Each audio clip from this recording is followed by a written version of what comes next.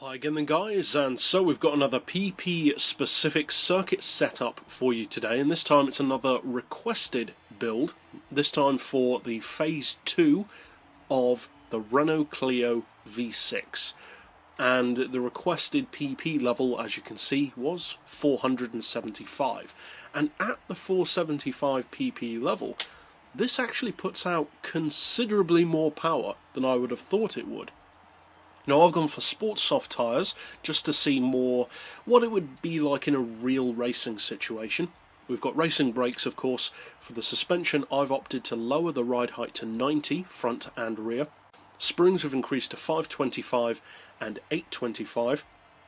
The dampers to 4, anti-roll we've left on 3, neutral camber, neutral toe. We'll come back to the gearbox in just a second.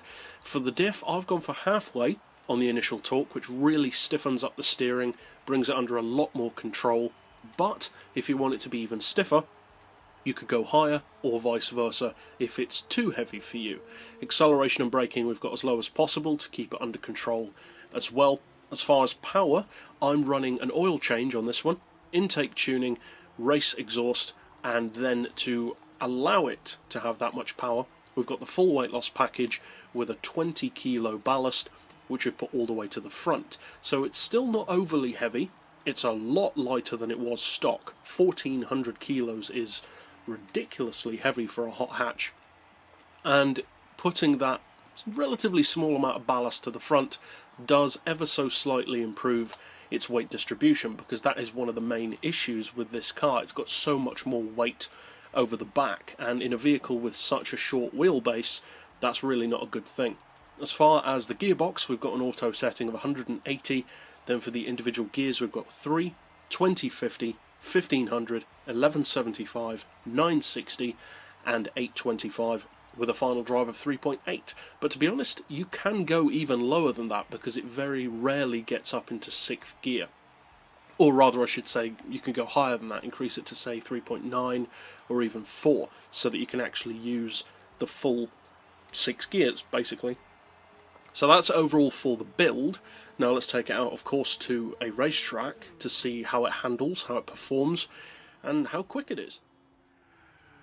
Now, I've mentioned before on the channel when we've reviewed the Clio that it's not the easiest of hot hatches to drive. It's not the most beginner-friendly of cars, and it's one of those vehicles which requires you to learn how to use it to get the best out of it. But when you do learn, it's also one of those cars which is very rewarding. It's a very powerful, very quick hot hatch with a much larger engine than you typically have, which allows for big lazy power and torque, and that can work to your advantage. Now, as far as its track potential, running on sports softs around midfield, I got it around the track in 1 minute 16. Now, I don't know how that compares to other 475 PP cars, but it certainly seemed pretty quick. So if you do decide to use this build, obviously I hope you find it fun and indeed competitive as well. And if you'd like to keep up with other builds like this in the future, or even request tunes, be sure to do that down below. But for now, as always, thanks for watching.